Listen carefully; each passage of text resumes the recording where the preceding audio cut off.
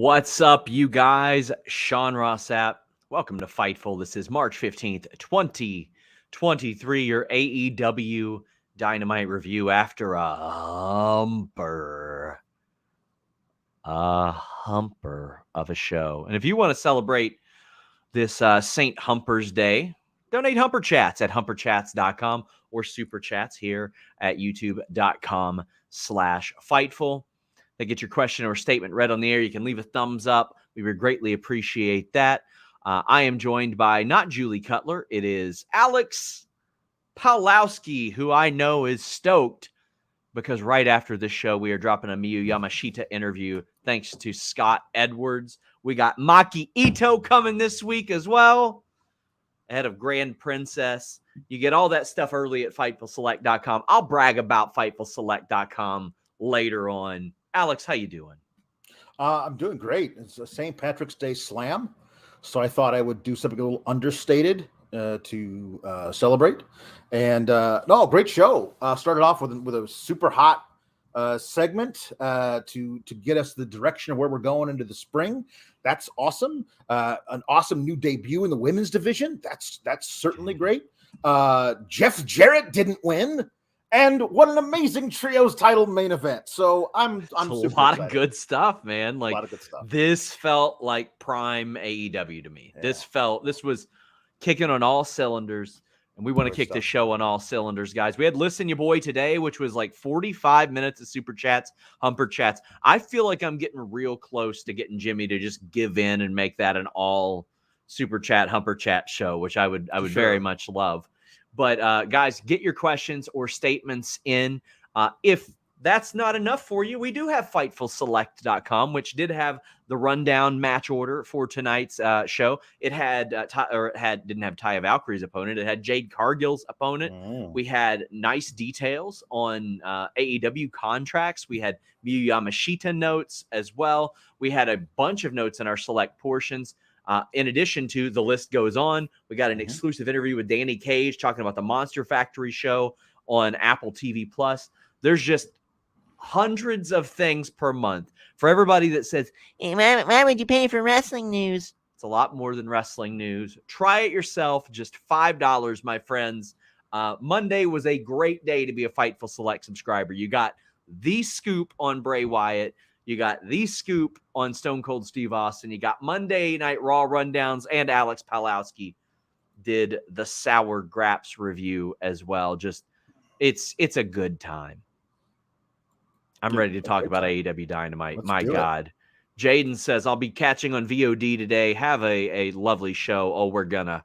And Lupongi Vice says, haven't been able to catch a live stream in a minute and a half. Damn jury duty, making me do my civil duty. Love what you guys do. Wish I could give more, but hella love from Melbourne, Australia. Well, thank you for doing your duty. We appreciate you. And we're just glad that you're here. Shot Kid 29 says, after seeing how hot the crowd was tonight, Forbidden Door being in Toronto is going to be molten. So that's some of the news. Toronto gets a 6-leg show after AEW Forbidden Door. Now, I can tell you, Alex, that, and I posted this on Fightful Select today, a couple of the rumored cities were Boston and Tokyo. Toronto, wow. Anybody who's watched Fightful for any extended period of time knows it holds a special place in my heart. It's my second home. I've been to Toronto like 7-8 times now. I was going to go for Rebellion next month. Don't think I'm going to be able to. I love that city. It's a wonderful city. It is a special city for pro wrestling, and it's a special city for Tony Khan. His family owns the Four Seasons Hotel there. I leave for London like 2 days after that, and I'm still tempted just to go, just because I love the city so much. I was there for I was there for SummerSlam. I was there for the last AEW shows. Right. Toronto, Forbidden Door. How you feeling? I think it's a perfect place for it. I think that the Toronto fans are super into that, to the super hardcore wrestling. It's a great selection. I'm just upset that it happens to be on a date that I've like.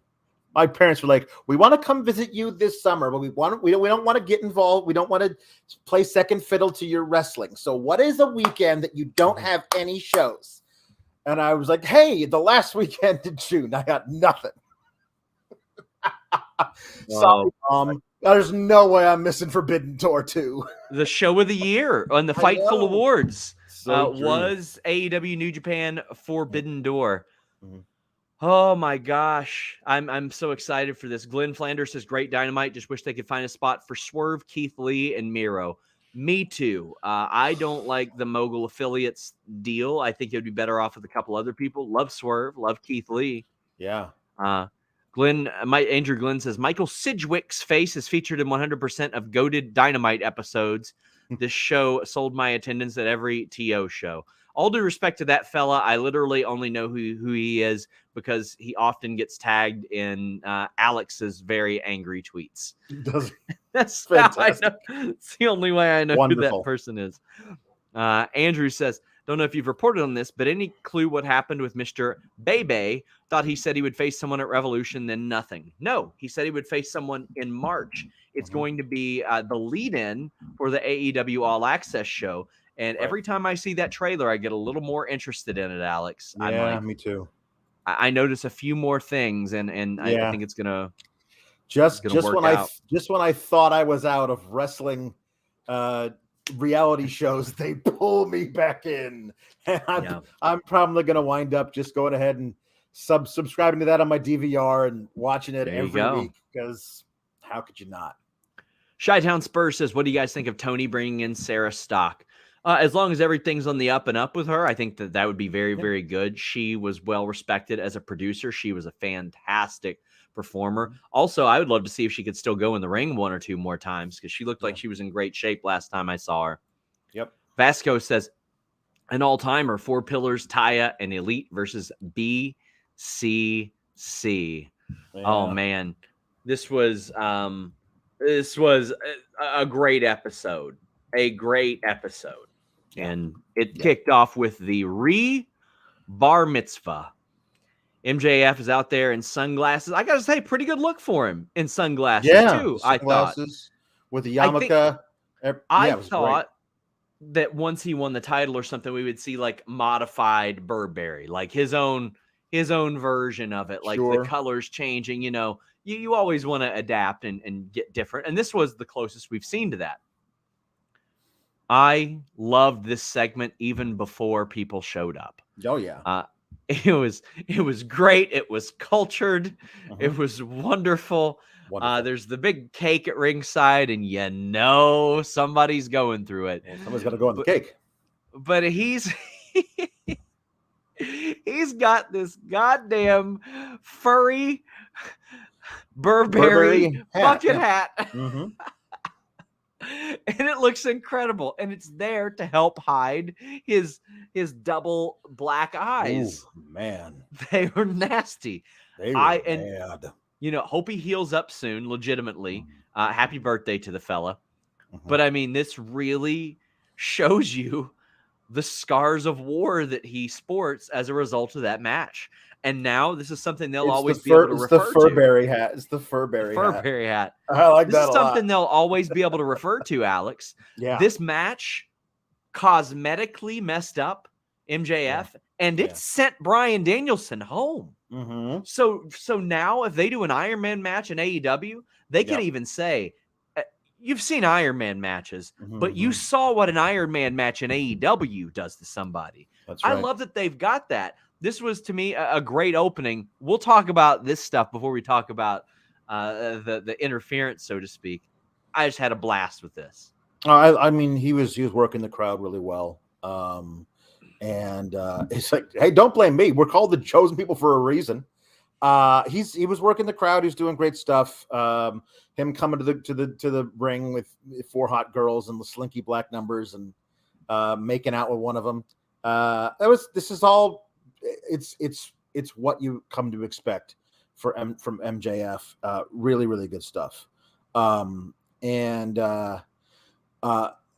it became this thing that I don't know if it was just like crazy rumor going around. Let's fucking go! The Bengals just signed away one of the Chiefs' offensive linemen. Let's fucking go!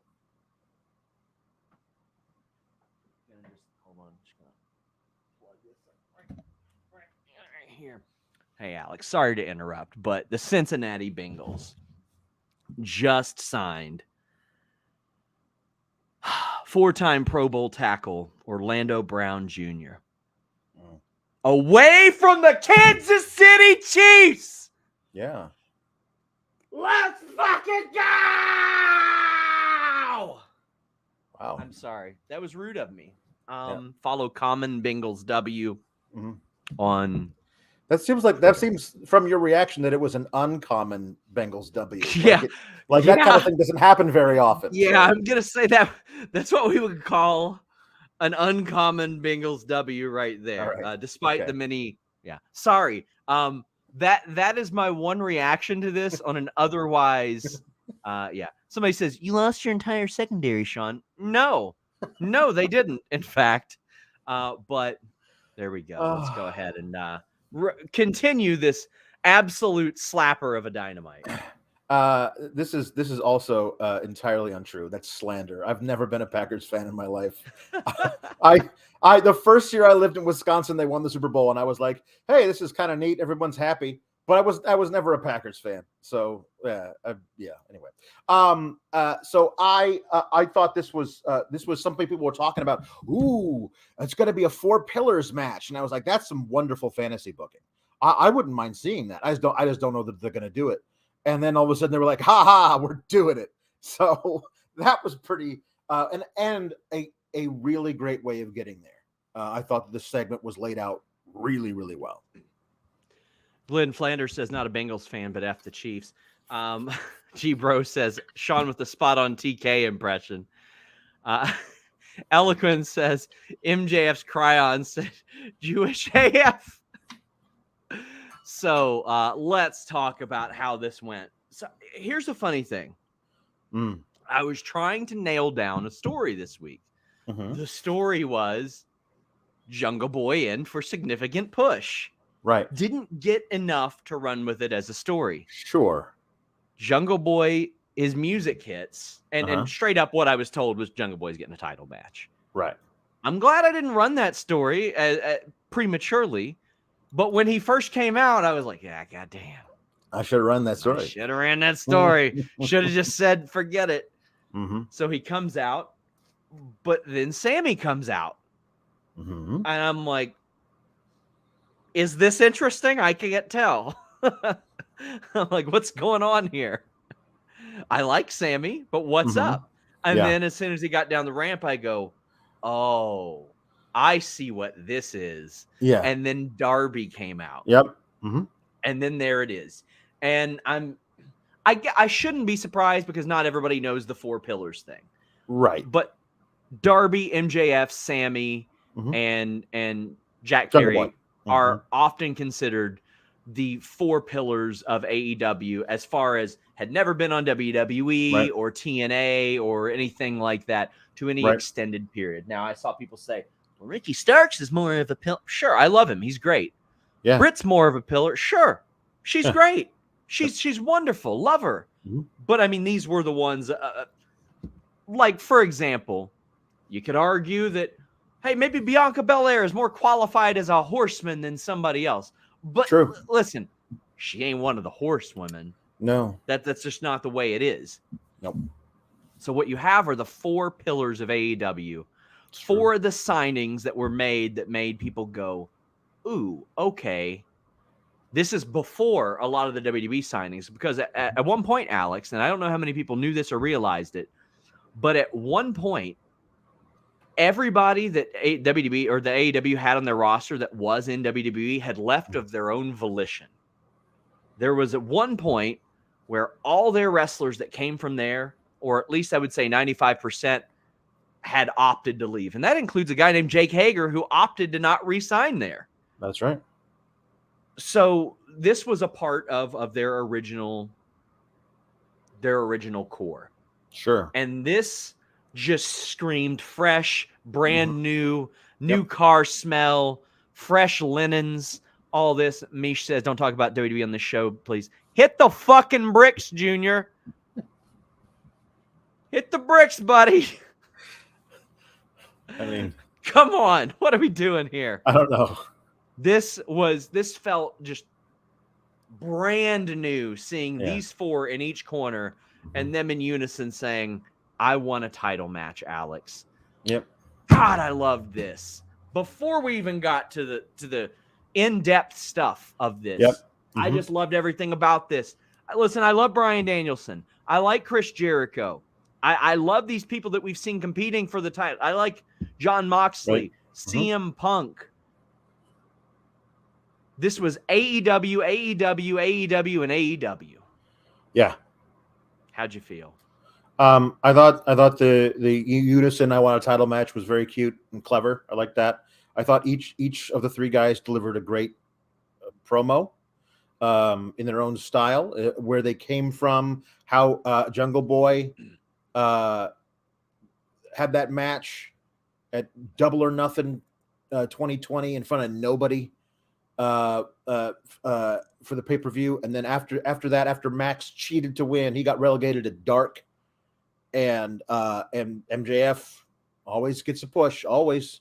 And I thought that's a really little, that's how their paths diverted, right? I like that little moment there.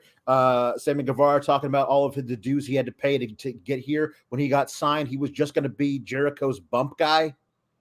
They got to take all the pinfalls in the inner circle, and he worked his way up to become a 3-time TNT champion.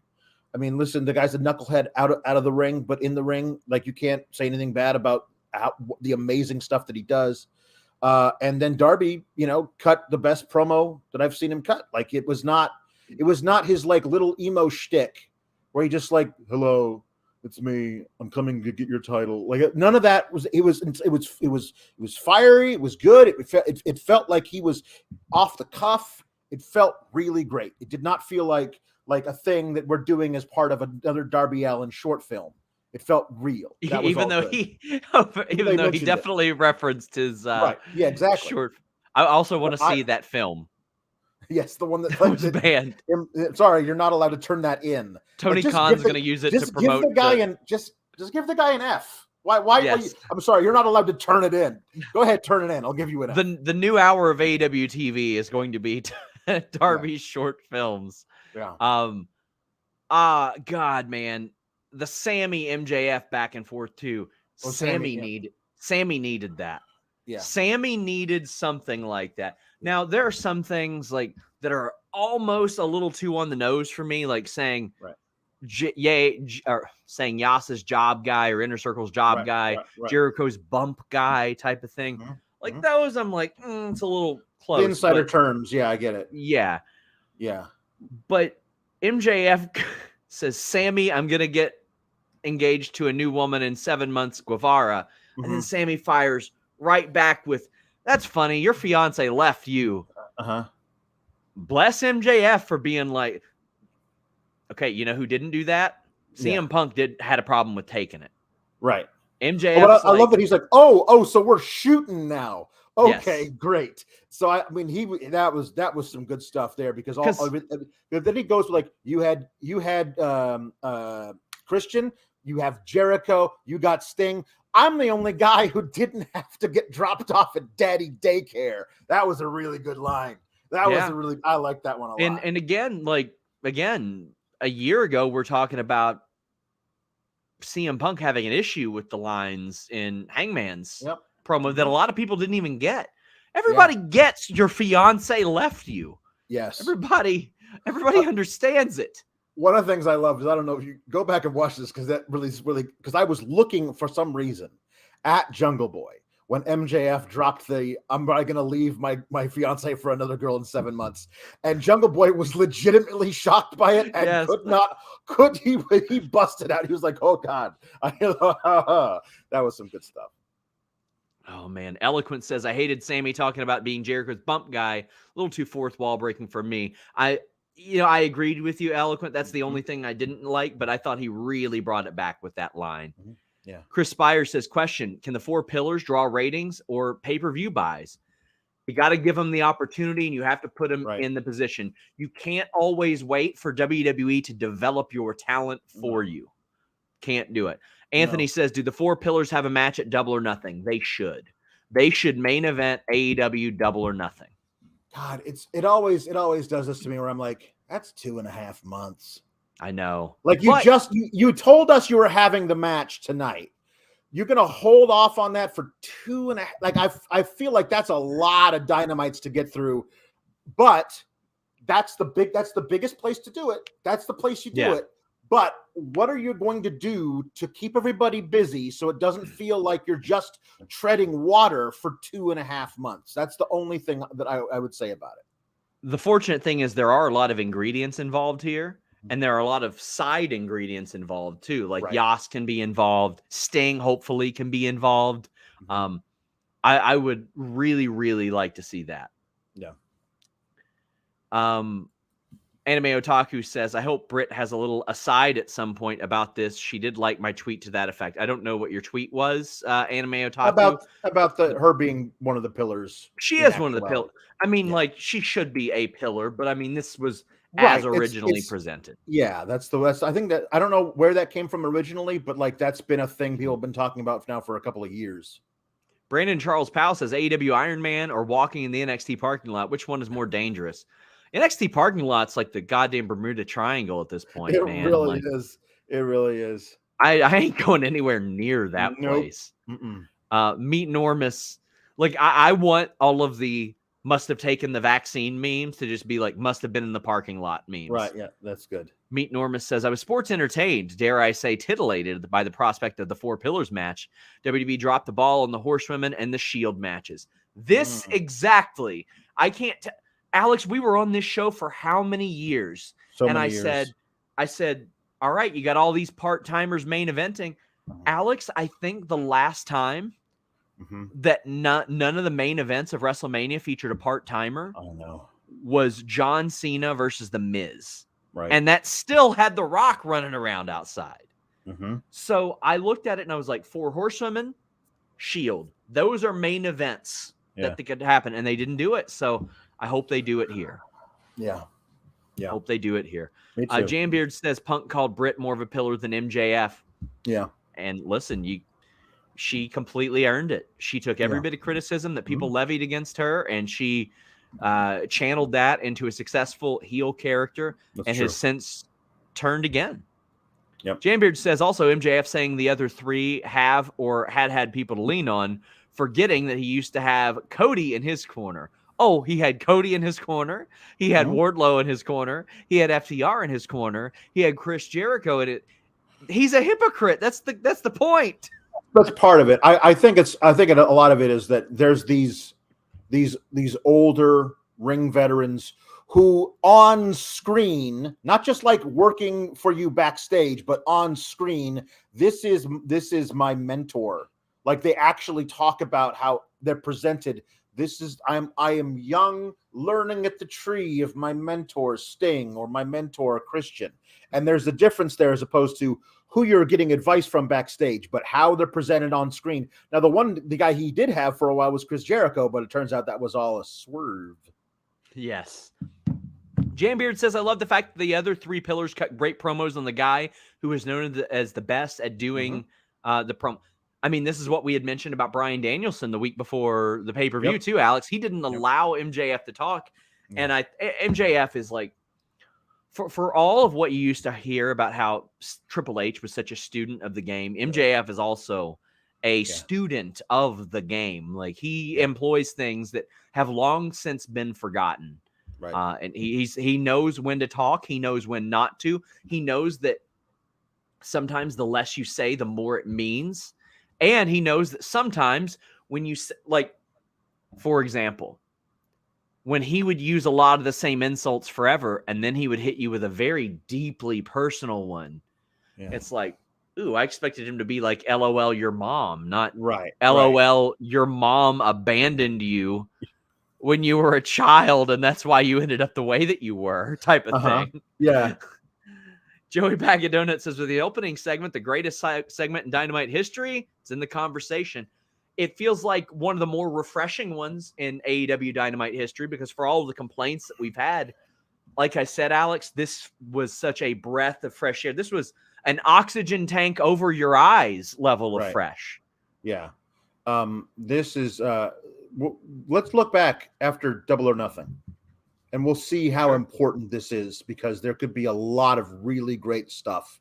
I mean, you got to have a round robin among the 3 challengers between now and let's see all these guys in different in different combinations and fun interactions between them, that they all together hate MJF, but they all together hate each other. There's some really good stuff there. This could be one of the best programs from pay-per-view to pay-per-view cycle in AEW history. It all depends on how it goes and where each of these guys goes after that. But if we look back on this in a year, we could absolutely say this was the beginning of something really, really important. Sawyer says, all due respect to Starks, but he wasn't an AEW original. The Pillars have been here since January 2019's press conference. Mm-hmm. Exactly. I love Starks, and I think he was a remarkable signing for that company, a great one. But these were originals. Tom LaValle says, what a show. The 4-way promo ruled. Taya's all elite. Great matches up and down the card. And I watched that SRS cameo on All Egos vlog from Sunday. Always love popping up on Ethan Page's vlog. Love that they were in Lexington. Love that they were at Toy Vomit. Love them at Toy Vomit. If you're ever in Lexington and you haven't checked that out, I don't care if you're into figures or not. They got all kinds of cool stuff. It's almost like a tourist attraction now. You got to check it out if you're a wrestling fan. Mm-hmm. JP says, run the Pillars all summer, then Wardlow comes close to beating MJF and have Cole beat him for the championship at the last pay-per-view. FTR versus Bucks versus House of Black. And he meant to say BCC, but he says, and a BBC. AEW with amazing storylines going forward. Listen. Right. The House of Black versus the BBC sounds like something way different. Very different. Yeah, very different. Mm-hmm. But hey, some people will pay for that pay-per-view. Mm-hmm. Good time. Trevi Dime says MJF is the best at what he does, elevates everyone around him, and takes the cake bump. I saved that for last. Mm-hmm. So he takes the cake bump. He had to. It works best that the table didn't break, too. Oh, yeah. He was... it's so good. It was perfect, Alex. So good. It was perfect. Loved and, it. I was just glowing after this segment. It was everything that I wanted, and I didn't know that I wanted. Yeah. I know MJF's going to win this match. I don't care. Right. It's brand new. It's fresh. Some people, I had a guy that said, oh, it's too early. Too early? They've been here 4 years, bro. Right. I was just talking to somebody about John Cena. Guess when he had his first title match, Alex? When's that? Against Brock Lesnar about 8-9 months into his run. There you go. And he ended up all right. 2 years later, 2 years later, he got christened as the guy. I'm looking at WWE, and this summer, I'm like, you know what? I'd love to see Bronson Reed challenge Cody after an undefeated streak of however long he goes on. I said this on my Raw review on Select. I think that you have an awesome opportunity, assuming Cody does dethrone Roman, of doing a succession of first-time champions, like LA Knight, Montez Ford, Santos Escobar, Bronson Reed, throw it in there, but make your generation. Make your generation now. Once Roman is done with his incredibly long reign, he wants to move on. He's not going to be there forever. All these guys you keep bringing back for one more match, eventually their knees are just going to give out and turn to dust. You have to build a new generation to be the new, absolute full-time guys, so that the guys who are full-time guys now in 5-10 years can come back for one more match and have those dream matches. Until you do that, you're just running the thing into the ground. During that pivotal period of 98 to 2001, WWE had first-time champions Stone Cold, The Rock, Mick Foley, Kane, Kurt Angle, Triple H, The Big Show, Chris Jericho. They made people that are still leaned on today. You got to, and I understand it doesn't work for everybody, but when the creative is there and the crowd is behind him and it's not too forced. JP noticed his mistake and put, "Oh, damn." And Jambeard says, House of Black versus BBC, sponsored by Brazzers. Jacob Foster can't focus on anything but your glasses, Alex. Oh, I'm sorry. I'll leave with that problem. There we go. Andrew Cool says, do you think Tony D'Angelo and Grayson alongside Mello and Braun are the four pillars of NXT 2.0, even though not many people watch it? So the thing is, they eventually leave, right? Like, that's the goal. Yeah. Is they eventually leave. Right. And that's not the goal here in AEW. No. So yeah. I guess those would be it, because for sure 3 of them. Like the way that they lean on Grayson Waller, even though I don't appreciate his shtick, for sure. I think Tony D'Angelo should be presented as one of those guys, but it's kind of a stop and start thing. I think he proved beyond the shadow of a doubt in his match versus Dijak that he can really go, that he's not just a character, a meme wrestler. So let's hope.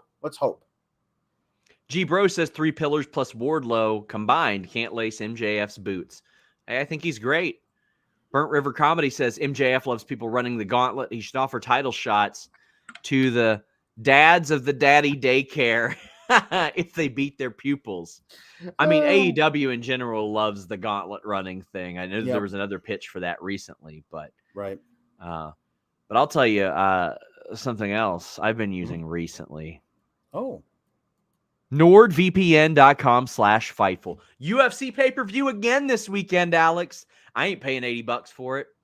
I'm paying 1/6 that price because of NordVPN.com/Fightful, the fastest VPN in the world.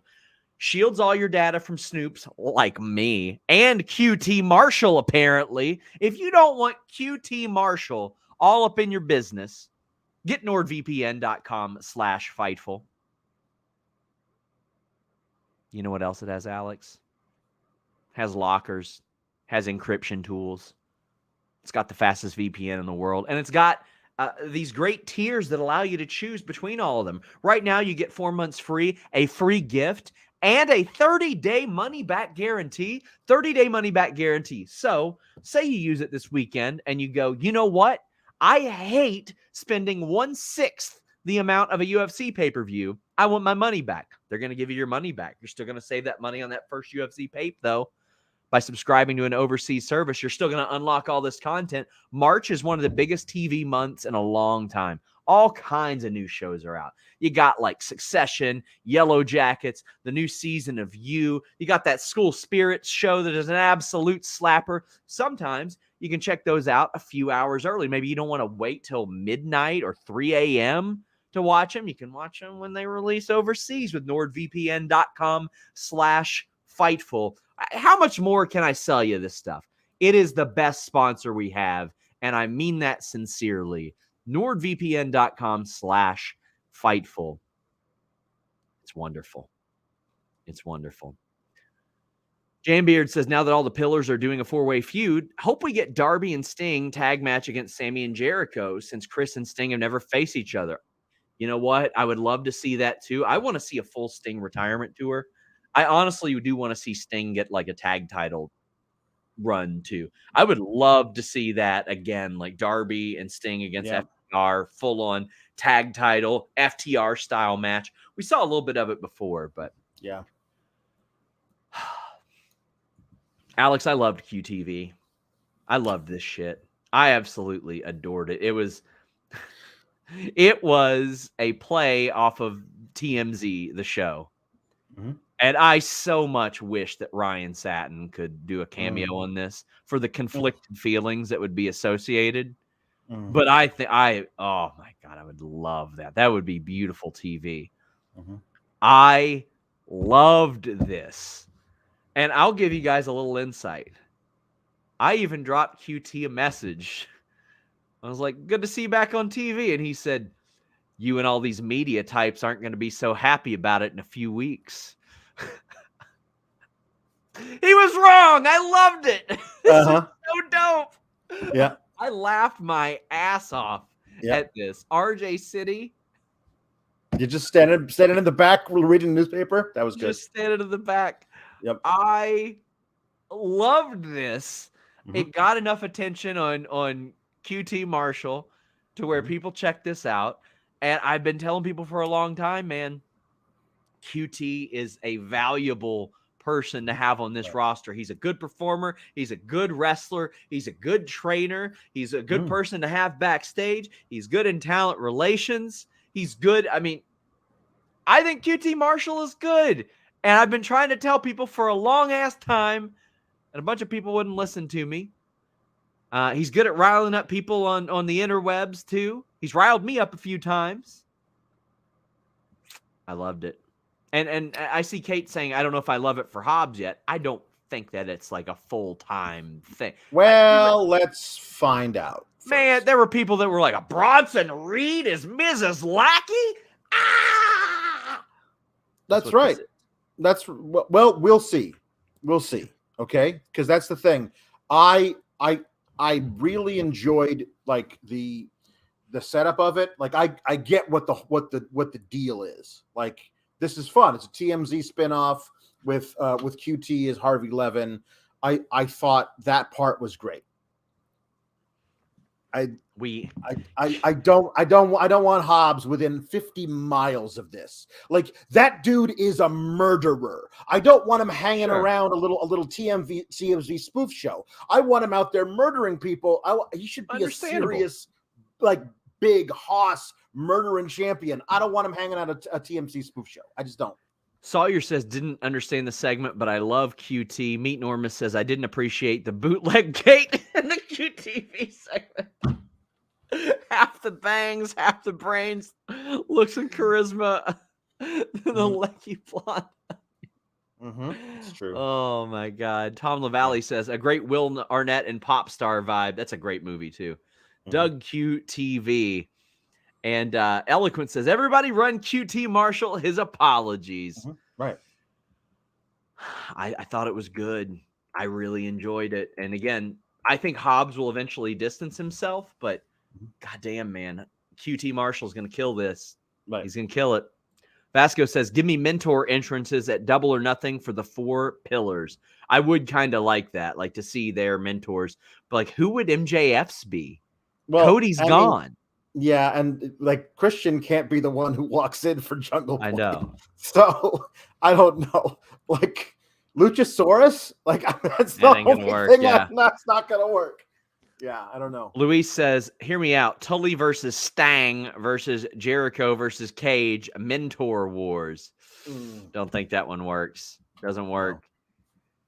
No. PCC defeated the Dark Order. I just love seeing Stu Grayson pop back up because he is one of the most underrated wrestlers in the world. And the triple threat or the trios division is cooking. Would love to see some of that focus maybe slid back onto the tag teams because I feel like it's like, okay, all tag teams or all trios. But right now it's cooking. BCC is fully entrenched heel right now. And I love it because they are such dickheads, Alex. They cheated to beat Dark Order. The guys that they crapped on, that they minimized the impact of and humiliated. They had to cheat to beat those guys, Alex. This is what I love about the BCCs because they're even when they're cheating heels, they're smart about it and brutal about it. Like, well, who's the guy that we need to take out if we're going to win this match easily? Oh, if we're going to be 3-on-2, let's sneak the ring bell around the ring. Because if you notice, when Wheeler Yuta hit Page with it, that was on the opposite side of the ring from where the ring bell usually is. So we took it around the ring to knock out Hangman with it, and then Hangman's out. And the match lasts another 2 or 3 minutes because of how resilient Stu and Evil Uno are. But the damned numbers game. And you get to see the BCC be extra brutal. I love how Yuta is being extra brutal to like prove himself to his brutal older brothers and Claudio and Mox. This is really good stuff. And here's the thing: is it all it took to make them heel was just for, say, they were using their powers of knocking your head off for evil instead of for good. Because really, honestly, if they were doing this stuff to people we don't like, we'd be like, yay! But they're doing it to the Dark Order, who we love, and Stu Grayson. They made Stu Grayson have to tap out in Canada. Like, that was his first match back in AEW. Like, that's a huge thing. Like, it's really great to have him do that and to be extra brutal after the fact. To just want to just beat people up. It's good stuff. And we saw it continue after the match as well. August 3 says, second Wednesday, Mox didn't bleed. Rerun says, Wheeler Yuta has moved on from the babiest of faces to a little prick so smoothly. His growth has been insane. He has graduated from camping out next to the interview area with his lawn chair to camping out next to the timekeepers area, apparently. Yeah.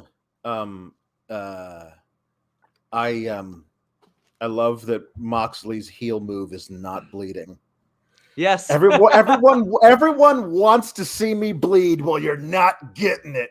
Like, that's some good stuff. He's like, nobody's going to join the BCC because nobody will bleed with me anymore because I refuse to bleed. Living Dead Frank says, Stu had an amazing showcase. Hope to see him back. Me too. But it's good to see that they maintain a positive relationship.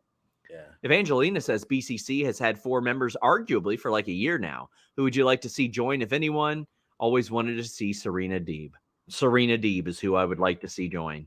Straight up, Serena Deeb. Layla Hirsch would be a good option. Maybe Marina Shafir in the future, pending how things work with her. Yeah. Tony Honestly, says, you know, a great guy who would, if he debuted in AEW, would debut right into the BCC is Roderick Strong. Like, if he were to ever finally found his way out of wherever NXT hellhole they have him like lodged in, like, if he actually ever debuted in AEW, he'd be the perfect guy to debut in that. Of course, he'd be in ROH, but I think that the whole thing with Danielson's very interesting because Danielson hasn't been like a on-screen member of the BCC in months. So do they even have 4 guys anymore? And if you look at how they ended up the end of the show, they might need a 4th guy. And I don't, there's a lot of different possibilities. There's some really great stuff. The Real Nerd says, long-time viewer, first-time humper, humperchats.com. Thank you all so much. Wanted to send love for all you do. The show, among others, helped me get through some tough times over the summer, so thank you for that. Glad the Dark Order has been getting more TV time. We always love to hear that we help you out. Hate to hear that you went through tough times, but you guys help me through tough times every single day, so I appreciate you guys so much. I'm also glad that Dark Order have been getting some more TV time because, Alex, that was the big thing that I had an issue with Hangman's title run was I felt like they just threw Dark Order away. I mean, quite literally in some cases. Yeah. I'm glad they're seeing them get a renewed push is, I don't know about push, but like on TV. That's great. And also these guys who love fighting and won't back down from anybody, that's great stuff too, because a lot of what they got done was like was comedy stuff, which is fine, but like I love it that these guys now are fighters. I think that's really great. Tony says a few things here. The trios division is on the up, and who do we think are the last 2 women teaming with the Outcast? Happy about Taya, wanted her in AEW when she first left Impact. You see Nyla's tweet about Mox not bleeding? Yes, I did. That was good.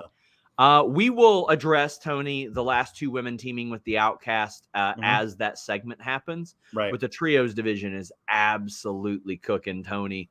Oh, really my God. I love it, especially when it was highlighted to the way that it was at the end of the show. Yeah. Isaiah Berry says Danielson with or against BCC when he's back. Oh, I think he's with. I think he's very much with. I mean, as a heel.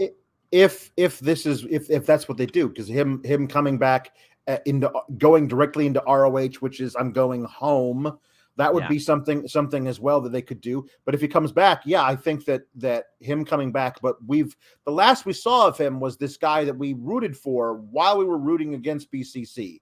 And if he shows up, that question of where do his allegiances lie is good for at least a couple episodes of Dynamite. So that's some good stuff there.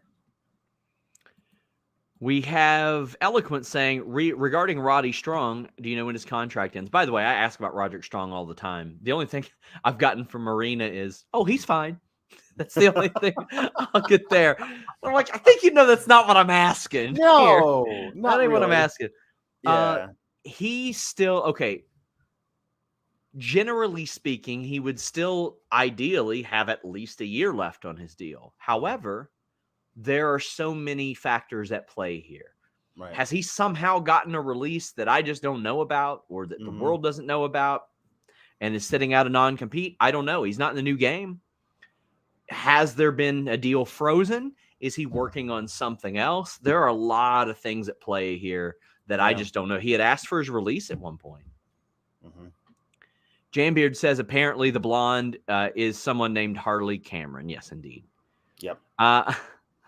Shot Kid says, y'all got MJF. I can't pronounce what he said. The term that he used. Mashugana up in this bitch. Maybe the greatest line I've ever heard. Up in this bitch. That was great. Good time. Trevi Dime says Jungle Boy, David Arquette, MJF, CM Punk. Oh, it ain't gonna be CM Punk. No. I mean, him and MJF. I mean, like, he took legit shots at MJF recently too. But also MJF is business, so yes. Full White says the 6 getting Forbidden Door. Let's go. Just need to flex my city on y'all. It's the greatest city I've ever been to. Yeah. I love Toronto more than any place besides the city I live in. I love Lexington because it's home now. But I love Toronto, man. Rock Hard, Juice Robinson, and Ricky Starks. This was just a taste, Alex, and I love it. They're just giving you a taste of their promo. And this was good and effective, I thought. Man, these promo back and forths are going to be so good when they get in the ring with live mics. Jeez. Like Juice is main event material. Like he's one of the best natural fiery promos in wrestling. The dude can work. Like he's got a great look. That guy's it, man. That's another thing about AEW that I think is really good to, like, okay, let's start building up our 4 pillars. There are so many people on that AEW roster that can be long-term major deals for this company. They just need to have the push behind them. So let's start it now. Let's start pushing these guys now in different ways, pushing the title shots, the title reigns, whatever. But like Juice Robinson's excellent. And Ricky Starks I think, has the potential to be the biggest star in AEW. Like, I don't know if he'll have the most title reigns over the next 5 years, but star potential, that guy's got it, man. We got more super chats, but we're going to get into those in a moment. As FightfulSelect.com reported tonight, best $5 in the business. Go ahead and subscribe. We're going to have producer news, backstage news tomorrow. Nicole Matthews was the opponent for Jade Cargill. She is taking American bookings now, but she got absolutely squashed. But tonight wasn't about her. No. It was a bait and switch for the debuting Taya, who we do have details on her AEW deal at FightfulSelect.com. Best $5 in the business. She's finishing up with a couple companies, but she still got dates on the books. We got info on that there. She told me last month that this year was the year she was hoping to nail down a full-time contract. That happened, and she got in the ring. She did the same finish as Jade does to Jade's baddie, and I just love Jade's reaction because Jade doesn't know or give a shit who this is. No. All she knows is she's doing my move, even though it's been Taya's for a lot longer. Right. Yes, that's true. To Jade, she's like, the audacity. Oh, yeah. I thought that Taya and Jade played this perfectly, Alex. Oh, yeah. This was great. I have been a Taya Valkyrie fan since the first time I laid eyes on her in Lucha Underground, and I was like, she's awesome. Just the way she moves, and like everything about her, she's so great. And I was so disappointed when they were like, hey, NXT signed Taya Valkyrie. Now she's Frankie Monet. What are we going to do with her? There's so many great matches. And then they just didn't do anything with her. And I was like, well, that was one of the reasons I was actually excited to watch NXT for a while. And then no. So now she's in AEW. I love this pairing with Jade because I know that Taya can bring out like a really good long match from Jade. Like there's some really good stuff. The size discrepancy isn't going to be like Jade's going to be in there like, okay, I don't want to like hurt you out of the ring with like the people that are smaller that she works with. So she does some herky jerky time and that's not going to happen with Taya. She's not going to let it happen. Like there's going to be some really, really good stuff. I love this first interaction with them. This could be the woman who beats Jade. But then again, I did say that when Athena debuted. So I don't know exactly what we're doing here, but I'm all about it for as long as we get it. I thought they played this off incredibly well. Valab says AEW living in La Huera Loca. Parker says, will Jade catch her first loss now? Do you think that Taya will be the first one to beat her? Ultimately I don't, but I think this is the best shot we've got since Athena debuted and had that feud with her, which I was certain they were going to have Athena beat Jade at that time. And now, like, I don't know. Like, I don't. I think this is going to be her best feud since the one she had with Athena. Is it basically her first feud? Like, real feud since the one she had with Athena. Like, she's had a bunch of matches where she's defended and won, but I don't think she's had a real feud. So, like that, let's see where this goes. But I won't rule it out for sure. Taya's that good, and they may realize how good she is and what they can do to build off of it. But the other thing is, there's a lot of great potential with Jade. Jade somehow running afoul of the Outcasts, like saying something that they don't matter or whatever, and them costing her the title in a match with Taya, which then just serves to make Jade join the homegrowns, which then becomes like a problem that Saraya and Tony and Ruby did not think they were going to have to deal with. Like that could be a cool storyline part of it. We have Dream Ninja saying, very good show here for the 4 pillars and all in for Taya and AEW. She's ready made to be a TV star. Oh, she's got the unique set of experience that Taya has is great. I mean, in multiple countries, multiple television styles, multiple wrestling styles. She is such a versatile performer. Jamebeard says that Shimmer lives on with Nicole and Taya. I wish Shimmer lived on as a developmental territory for somebody too, because that was... Yeah. They created a lot. Jambeard says, hype for Taya being elite, but done with the Jade squashes. And they did Nicole dirty with that. Get to see Nicole versus Miyu next Friday. I don't think they did Nicole dirty. She has relatively no, global television exposure. And I'm sure she'll be back. I saw a lot of people who are Canadian indie fans, apparently, who were so excited that Nicole Matthews was in this spot. Sure. And then immediately after that tweeted, oh, wait, never mind. So they thought they were going to get a real match out of it, and they didn't, and they were disappointed. And that's understandable for sure. Yeah. But also, when Nicole takes a booking to face Jade Cargill on Dynamite, I don't think that she expected it to be like a 10-minute match. Yeah. Maybe I'm wrong. Yeah. N. Simmons says, the Forbidden Door coming up. I don't care how much she wants. You give me Jade versus Mercedes. Very happy to see Jade in there with a vet that's her size with Taya. Taya is, it's going to be, and that's the type of person you want Jade Cargill having matches with. Yes. Whatever the live events are that are coming up, you put Jade against Taya in those in like 10, 15-minute matches too. It's a great shout. Broadway Joe says Pete Dunne would be a great addition to BCC in a perfect world. Any idea on his contract, Sean? No, but he's about to be Pete Dunne again. He's about to be Pete Dunne again, so that's good. Yeah. If Punk is gone, they need MJFTR versus the Elite, Max versus Kenny, woo boy. Also, I agree with that. And I think Pete Dunne probably signed a new deal whenever he came up to the main roster, because that's usually what happens. Yeah. Reminder, guys, leave a thumbs up on this video. We would greatly appreciate it. You can get your super chats or humper chats in to get your question or statement read on the air. We got 2 Q&A shows on FightfulSelect.com this week, and that is just $5 a month. Trust me, if you subscribe, you will not regret it. Thursday, Ask Rhapsody. Friday-ish, looking like Friday, will be my Q&A show. I dropped one on Sunday as well. It's a good time. Broadway Joe says it needs to be AEW original IMO.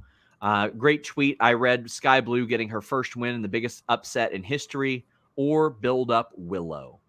You got to build up somebody, I think, for the win, but you'd have to build them up. Or they were, I believe, they were all set to have it be Statlander, and then she got hurt. And I think whenever she is healthy, that's a great opportunity for her to come back with a bang, be the one to beat Jade, and then you could start off an amazing title reign with her whenever she's fully healthy and ready to go. Eloquent says, off topic, have you seen the new ROH? Yeah, I love the new ROH. I've been enjoying that weekly. Whether you guys watch it or not, Thursdays, we have a post show with Kate and Reg. So if you do watch it, you get probably the only live post show that's out there on a major wrestling website. And if you don't, that's how you can keep up with it. And then after about an hour and 10 minutes, they hand that stream over to Joel and Cresta, who are doing, again, the only live Impact post show on a major wrestling website that I know of. So we're making sure you guys are covered every single night here on youtube.com/Fightful and Fightful.com. But I love the new ROH. And that's so a lot of people talking about Tony Khan possibly being burned out with booking. I want to see how he does now that sort of, maybe some of that weight is off, not his shoulders, but one shoulder specifically. Right. Like instead of carrying around 50 pounds on this shoulder, he's got 25 on each. Maybe he can handle it a little bit better. Yeah. Bizarro Big L says, first chat, great show. Need another pay-per-view in Boston. Was there for Supercard, and AEW kills it every time they come to town. Sean, let's be serious. The OT won't fix the Bungles issues or save you from TJ Watt. Simon Miller is better than QT. Happy Fabio Day. I can't remember, what TJ Watt did in the playoffs this year. I can't remember. I'd pull up his stats, but I don't think they exist, which is wild. Mm-hmm. Huh. And that was with the Bengals with just an obliterated O-line. The Bengals still made it to the AFC Conference Finals, and they had like a combined 1 ACL on their offensive line. Unreal. Yeah. Orange Cassidy defeated Jeff Jarrett, and this was some prime, like, WWE, we're going to tease you with the terrible booking idea booking, Alex. But the difference is, like, especially with WWE, when they would do this, they'd be like, we're going to fucking do it. Mm-hmm. Like that type of thing. And because they had so many times, this was just because we've seen Jeff Jarrett so much. AEW could do the, we're going to fucking do it. And we bought it every time. The Golden Globe to the head. The mere fact that he was booked in the match, Alex. Yeah. All of it. We had some details on why the title name change was made on FightfulSelect.com. Go check that out. I thought they did a fantastic job teasing this. They threw everything. They threw Satnam. They threw Jay Lethal. They threw the Golden Globe. They threw the ref distraction. They threw the figure 4. Everything at it to make you think that Jeff Jarrett was going to win this. Yep. I thought this was brilliant booking. It certainly worked. Did the trick. I had accepted earlier today that Jeff Jarrett was winning, so I could process all the stages of anger, disappointment, and grief before I had to watch it. Before even I did. I had accepted it. I was like, that's it. I'm done. I believe now Jeff Jarrett will win, and so therefore, when he does, I won't be that upset. And so he didn't, and it's a great day. It's a joyous day. We should declare a national holiday. Jeff Jarrett lost day. It's awesome. Let's celebrate it every March 15th. But I thought this was really laid out really well. There were a lot of really fun variations on the trope of that you can't really do a throw the chair at a guy who catches it and then fall over thing with a guitar, because the guitar would have broken. But this is what I love about it is a convention in AEW that all the refs are bad at their job. Even Aubrey, who's good most of the time, sometimes she's really bad. And Orange Cassidy having the guitar, tapping Aubrey on the shoulder. She turns around, then he throws the guitar to Satnam, and then he falls over. And she's like, "Hey, did you hit him?" Like, that was so great because she was the second ref, because the first ref already took the bump. So like, it was a spoof of a wrestling match, and it was great, and all the people played their parts tremendously. It was a hoot to watch, and I thought they were doing all of this to make it more palatable when Jeff Jarrett finally did win, because we enjoyed just watching all the comedy of it so much beforehand. But no, they actually kept the title on Orange Cassidy. At this point, like, I thought they were going to have Jarrett be a transitional champ to somebody else, because I don't know what a long, like months and months long international title reign does. Like, this is a great way to get a bunch of guys title reigns, but we'll see. This was a lot of fun. Jeff Jarrett did a great job in the match. I'll say that. Like, he did a great job for doing what he was doing. It was booked in a way that was enjoyable to watch. But if I hadn't already accepted the fact that Jeff Jarrett was going to win, man, that Golden Globe shot would have made me so angry. The sharpshooter spot, I just love seeing the various different ways that people apply the sharpshooter. Like, when it's held up there, sometimes you'll see somebody's knee right in the middle. Sometimes you'll see it like Brett, where he's got his arm firmly on the knee of one. He's got like the heel hooked on another. Sometimes you see it like Orange Cassidy, where he'll like apply the lock to his own wrist. There's so many different ways to do that. I thought that was a good spot to do in Canada. But Jeff Jarrett, I mean, people were surprised that Jeff Jarrett had a better looking sharpshooter. I mean, he's been around the block for a very, very long time. So I guess I just wasn't so surprised. And also, he teamed with a guy that did that pretty well in Owen Hart. Like, I mean, true. I'm sure he's applied a few of them in his day. Jambeard says Alex hiding the tears with those glasses because the Double J loss. And so Anime Otaku says the sharpshooter had me firmly on team. Woo. Figure 4 nurse lock says, like him or not, Jarrett knows how to get legit heat, and he knows how to get, not just put people over. When and why do things, for example, his experience is invaluable in my opinion.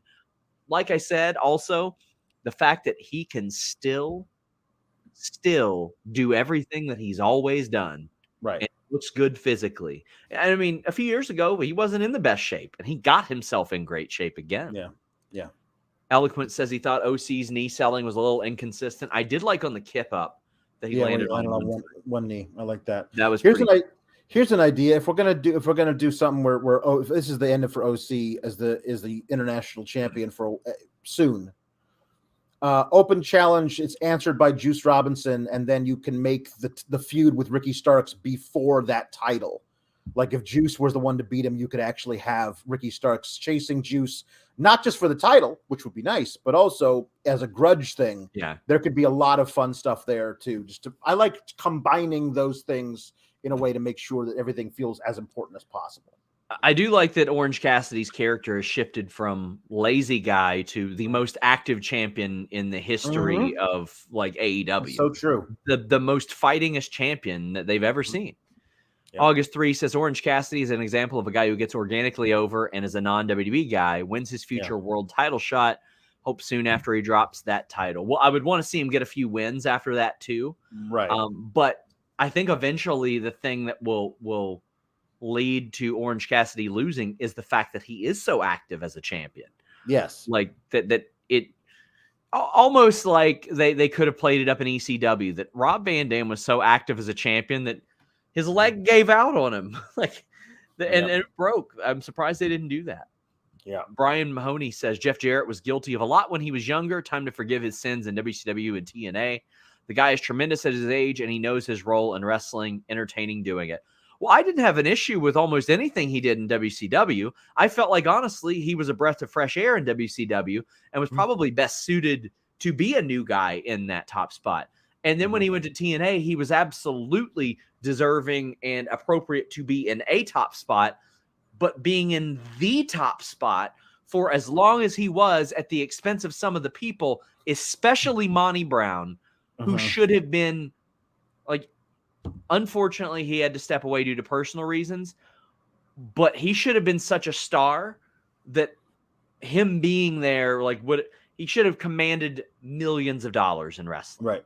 That's how good Monty Brown was. Yep. Monty Brown was special, and there was a lot of really great talent there that could have helped TNA break through that I feel like maybe didn't get that opportunity as a result. Right. Renee Paquette interviews the Outcast. By the way, Jade threatened Renee earlier on, and Renee played that so well. She did. Well. She interviews the Outcasts, and they talk about what they do with a dog that pisses all over the floor. You show them that it's their house, and then Rio comes out with a goddamn lead pipe. Well, yes, that's part of it too. Yeah. Jesus. She's like, I'm not pissing on your floor. I got a pipe. Yeah, there was a few steps with one. Saraya called what neck bearded stinky twats. I think was the twats. Yeah, twats. Okay, twats. And again, Jesus, Saraya, just at me. Okay, it's fine. Like, we can have this discussion. We don't have to like. I tell people it's clear they watch the show. It's obviously that they watch the show. When we know, like, out comes Jamie Hayter, and I actually thought Tony's thing was like, Jamie Hayter cheated to beat me in my interim championship, and you guys cheered for her because she's your favorite. Like, it's a good thing. And honestly, I think that all three of these women have some kind of like legitimate, honest, true gripe, but they've taken it too far, and that's a really good way to do things for a heel turn. Now, when Jamie Hayter and Britt Baker come out, and it's 2-on-3, and they're getting the crap beat out of them. Rio comes out with a pipe, and also Sky Blue, and also Willow. So now it's 5-on-3, and so now the Outcasts got to find two more. And we were asked by Tony earlier, who he thinks the two will be. Who do you think the two will be? Well, the one that makes perfect sense right now is Athena, even though she's in ROH. She is an outcast, and also she's been doing amazing, great, brutal heel work. So, like, I mean, let's be real. Those aren't the two that make the most sense. Okay, fine. That's not the one. Yes, sure. That's Nikki and Brie Bella or Garcia, who say they are not coming to AEW. Right. It is. I don't necessarily want it to be people who are debuting into the feud, because that's not the feud. Is that we came here from somewhere else. You guys were all excited to see us, and then you didn't care about us anymore. Of course, that's not the same thing with Brie and Nikki Garcia just showing up and being like, "Hey, we're here now. Don't you hate us?" That's not the same thing. I want it to be kind of consistent, but again, I never get what I want. But also, if you did want to make it a tribalistic thing, there is no act that says WWE 100% more than that. But again, the whole thing is not, we are WWE. We were at the other place. The grass was greener. We got fired, or we left of our own volition to come here because this was the place to be, and you all turned your backs on us. That's a different thing. Understandable, than this. But I mean, would it be kind of cool to see the Garcia twins now in this? Sure, but I kind of want that consistency of We used to be at the other place. They fired us. We came here because it was supposed to be a cool place to be, and you guys did not embrace us the way we wanted it. So there's some under there. Jennifer Kathleen says Rio with a lead pipe. All is right in the world. King of the North says the same, but with Jamie Hayter and Britt Baker in all denim. Chris Rain says somewhere Bret Hart was smiling, seeing Jamie and Britt rocking the Canadian tuxedo. I just realized that's what it was. They did that because it's Canada and they were wearing the Canadian tuxedo. That's right. That's brilliant. N. Simmons says, I think Ruby as a mouthpiece is great. I do too. Good. I'm really glad to see her doing this. Yep. And Jambeard says, Alex, I was wrong. Sheeta isn't Sting. Riho is Sting with the pipe versus the New Women's Order. She's just going to point that. She's going to hand the pipe to somebody and turn her back. Yeah, that's right. Yep. Oh, man. You know what she could have? Trimmers. She could. Thanks to manscaped.com and the code Fightful. And if she wanted, she could have them for 20% off. But not just trimmers, really anything in the bathroom, anything in there, especially for you men. I'm talking about the best in men's grooming. You get free shipping and 2 free gifts when you use the code Fightful at manscaped.com. You get 20% off too. You can get free boxers, the toiletry bag, free shipping with the purchase of the Performance Package 4.0 or the Platinum Package 4.0. But they have so many different things. They have the Platinum Package 4.0. That's the luxury full body grooming kit. They have the Perfect Package 4.0, which is specifically for your groin. Then they got the Beard Hedger Pro Kit, which is brand new. The luxury beard grooming kit with like scissors, brush, beard balm oil, combs, trimmers that make it so easy to do like daily, weekly maintenance. They got the Lawnmower 4.0 for groin and body grooming. They got the Weed Whacker 2.0 electric nose hair trimmer and ear hair trimmer. They've even got boxers. They've got cologne. They've got everything you need in the bathroom to take care of yourself. The peak hygiene plan, thanks to manscaped.com and the code Fightful. Where like maybe you're just dirty. They got hydrating body spray, beard shampoo, everything. There is nothing you can't find to give yourself a makeover at manscaped.com using that code Fightful. Great stuff, guys. Great stuff. More great stuff. Well, actually, let's get to the Max Caster video. How'd you feel about that? It was pretty good. We know cool. What to expect. But it was also it was a cool little thing to the fans. Like, thank you for, like, honestly though, like the fans decided these guys are it. Like the live fans, people at all the events. Like, so their run as champions, I think, is justifiably owed to the fans who made them got them super over. And that was really cool. I liked it. 2.0 promo. They're going to face the Bollywood Boys this week. I'm excited for that. But this main event, House of Black defeat the Elite and Yas, and Kenny Omega gets a just guano crazy reaction. This match was just fantastic. Shot Kid says, easily my favorite AEW of the year so far. Trios is cooking. 4 Pillars, world title program. Women's division is heating up. And just for Alex, Jarrett lost. Oh, and QTV is my kind of cheesy, hokey BS. Well, this main event was my kind of main event. This was absolute mayhem. A triple threat trios match, Alex. Let's talk about the match itself. Yeah. Anything that stood out to you?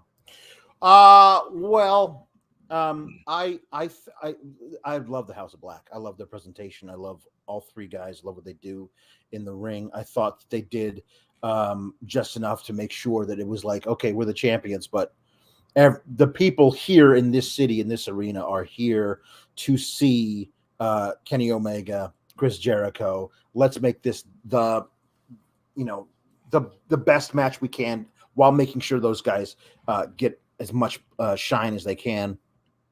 A lot of fun. Everybody got to do fun stuff. I love this. Every time we're going to do the spot of guy gets in the ring with Brody King and immediately doesn't want to be in the ring with Brody King. I'm never going to get tired of that spot. I think that was great. Garcia nailed it.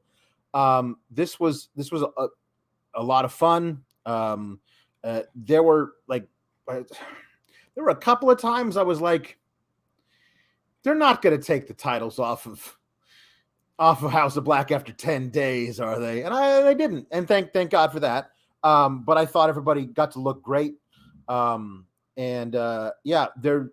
trios division is as hot as it could possibly be right now.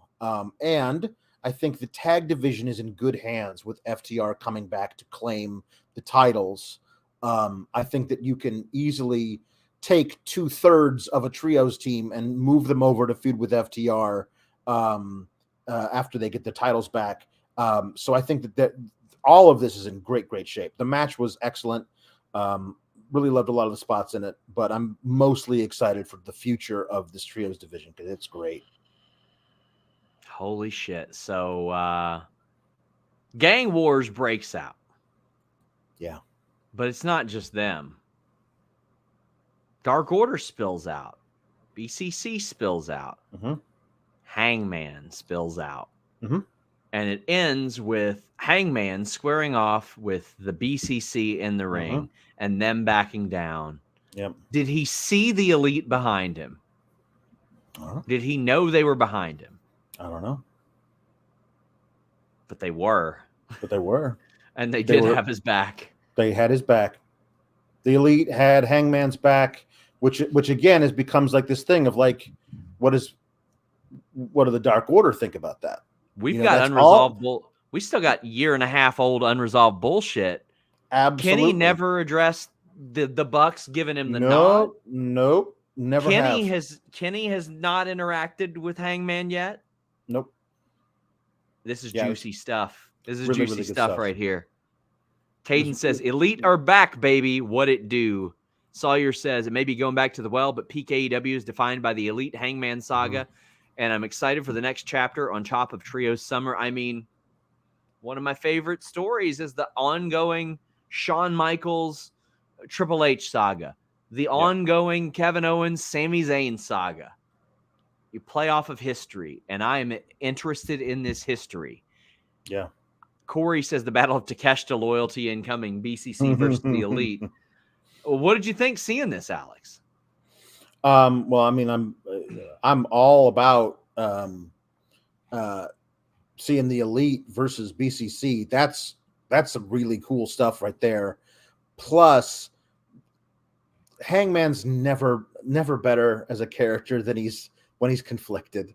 So him being like having just basically rekindled this really cool relationship with the Dark Order, that they are fighting together as one against the evil Blackpool Combat Club. And then also his old buddies, Young Bucks and Kenny, having his back in his personal feud that's destined to last forever with Moxley. The choice that Hangman Page is going to have to make amidst all of this, while you got, let's not forget the House of Black as the champions, apparently breaking off into having just a single feud here with Yas, which mixed returns on that for me, but we'll see how the future matches go. I think that the trios division is really, really, really solid with a lot of really good stuff involved here in the future. Some really great stuff. JB Love sends a very generous super chat. First off, JB, I want to thank you for this very much. Says, I was building a shelf watching when the Elite came to Hangman's aid. I legit dropped a hammer on my foot. Worth it. Worth every penny. Worth it. This was something. Alex, the show was fresh. New faces. Faces we haven't seen in the main event picture. A trios situation we haven't seen. Yeah. A gang wars thing that has been an ongoing joke for years that makes me go, yeah, but I want to see this one. Yep. I do want to see this. This is the one I would like to see. Yes, thank you. Yeah, this is as good as it gets. So yeah, I would also like to see this. Didn't know this was coming. Right. This came out of left field, and now you've got all of these pieces. It's like when you're watching one of those good crime dramas, and everybody's story starts to get interweaved, and then it starts to come together, and you're like. Yeah. Oh, somebody's about to eat shit hard, real bad here. And we don't know who it's going to be. And we don't know who's going to emerge. I love it. Love for Booth says, it's my birthday, and I have fantasy booked heel BCC versus Babyface Elite and Hangman in this chat for the last month. Happy birthday. And I'm glad you're getting your gift. It's so good. Hopefully you didn't land in cake. N. Simmons says the biggest critique about AEW is how storylines, but this episode gave 3 good storylines because now the story is, will Hangman stay with the Dark Order or will they turn on him for being flip-floppy? You got to remember, before Dark Order was a fun social club, they were a cult. These men all joined a cult at some point. Yes, it's true. That cannot be forgotten. Can't be forgotten. Shot Kid says, the closing image of Hangman turning to the Elite got me to stand out of my seat. I know people will be mad they cut there, but I feel like they left it on a cliffhanger. I'm unbelievably excited where this was going. I always wind up like 3 or 4 minutes behind watching on my DVR, and it cut out. Like, I had to go on Twitter to find out that the Elite even showed up at all. So, like, I was not able to see him turn around. I just saw that they were there. That's awesome. The fact that he's there and recognizing that these guys have his back, and it's awesome that you have my back. I'm not sure if I want you to have my back. There's some really, really great stuff, man. Yeah. King of the North says, I was on my feet for the Jericho Omega stand down or stare down wrestling, and my shirt was off for the Elite backing up Hangman. That is my cinema. Mm-hmm. Like it really gave me that feeling of when I was watching AEW, and there was that. It felt like something different. Yeah. And right now in WWE, we've got such a satisfying top storyline going on that I haven't needed that much of an alternative. Alex, you hate everything. That doesn't count. That's true. You hate everything compared to the shit that I saw for so many years. Yes. At one point, we were covering some really bad stuff. Yes. But this gave me that feeling again. Jamebeard says, but Sean, Brody said it wasn't a cult. Sure. Stereo Academy with a very generous super chat. Thank you so much. Says, if they use House of Black to sort of break up parts of Yas, that would be a good use of the feud. Wouldn't mind that at all. Yeah. I would love House of Black to sort of be like a 3-headed Sean O'Hare devil's advocate type of thing. Yeah. Yes. Like where there's a devil on this shoulder, there's a devil on this shoulder, and then there's a devil creeping up behind you too. And they're only telling you all the worst things that could happen to you. Yes. No positives at all. I just think there's something to that. Yeah. And I think that those 3 performers bring such a different thing. I think that Murphy can bring such a torrid pace, or Matthews can bring such a torrid pace. Malachi Black, like when he talks to you, he does it with such a cadence where, in a calm. And then Brody also maintains that he can just run through you as well. Man. Dante says, Rio said, I speak softly but carry a big pipe. And Irene says, love we're running out of time. Nitro ending with Elite and BCC. The kind of cliffhanger is something AEW could use more of. You know what? I'm fortunate that we didn't have to live through. Watch the remainder of this match during the commercials of Power Slap. Could you imagine? I sat through that Robin Hood bullshit for a DQ finish. As a little kid, I was seething, man. I had school in the morning, and I sat through Robin Hood for a DQ finish. Next time I interview Eric Bischoff, I'm going to go off about that. Sawyer says, you should. With PTE this week, Hangman picked up the photo of Elite that he turned around on the shelf 2 years ago and then put it back. effed me up. And I know there are a lot of people that are like, oh, I don't watch BTE, but anything that's important enough, they're going to tell you about. Don't worry. They will. Shot Kid says if Santana was able to resolve his issues with Ortiz and Kingston, LAX being added in this trios division that was heating up would make it explode. Well, I mean, Kingston would have to settle his on-screen issues with Ortiz as well. He's been hitting the man with steel chairs and stuff. That is true. But I just hope that Santana and Ortiz make amends because they are a very special unit together. Yeah. Guys, last call, super chats, humper chats. Jambeard says if they're doing women from WWE and the Outcasts other than Athena, then Martinez fits that requirement, and so does Deeb. I don't think either one of them do because a lot of people know that Mercedes outright was like, I don't want to do this shit. And Serena already cut that promo about how grossed out she was working there. Yes. One LT photo says, I love the pump kick Brody destroyed Danny with. I mean, I love about everything that Brody does. Like, Brody is a tattooed forklift. Like he just runs through people. It's so great. I love him. Man, I had so much fun watching this show this week. I had so much fun covering this show. RP says, did you guys get my humper chat? We will have Luis check that right now. I'll check it as well.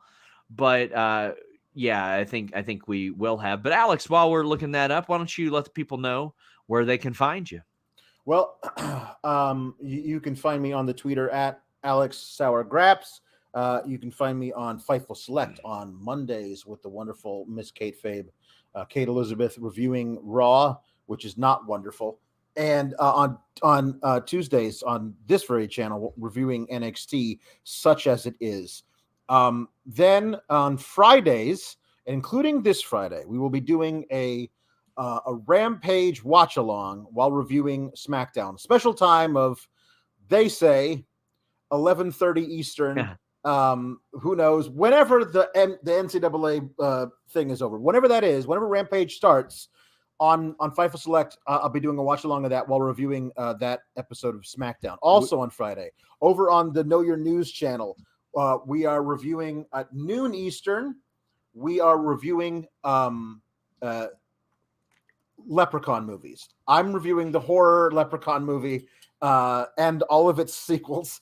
And Kate is reviewing a kids movie about leprechauns where the actor who played the horror leprechaun is also playing the kids movie Leprechaun.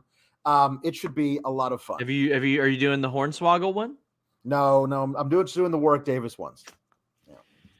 We do have the humper chat from RP. Big thank you for that. Sorry it got missed. He says, who are your 5-on-5 for the Elite and BCC? Takeshita could be a big swerve and end up with BCC. I think he should be, Alex.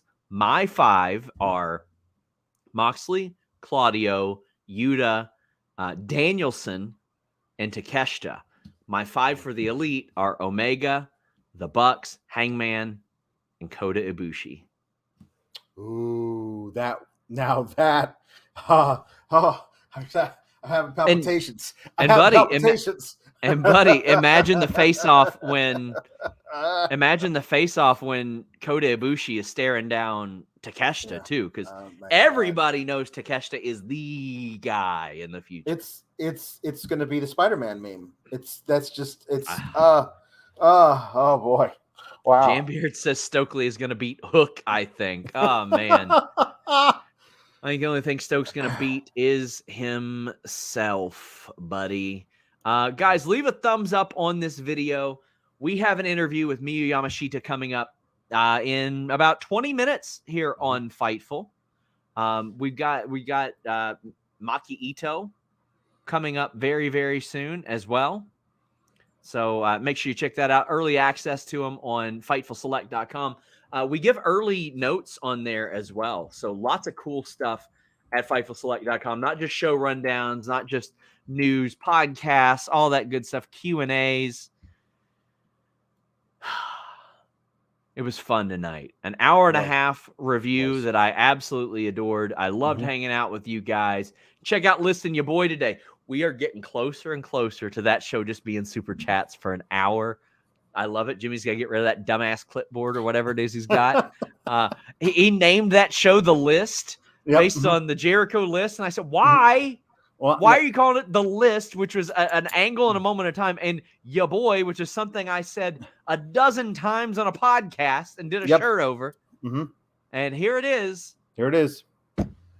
Check it out, guys. Ask Grapsity. Hey, if you want more Dynamite, day after Dynamite, Thursdays with Will Washington here on youtube.com/Fightful. Love you guys. We are out.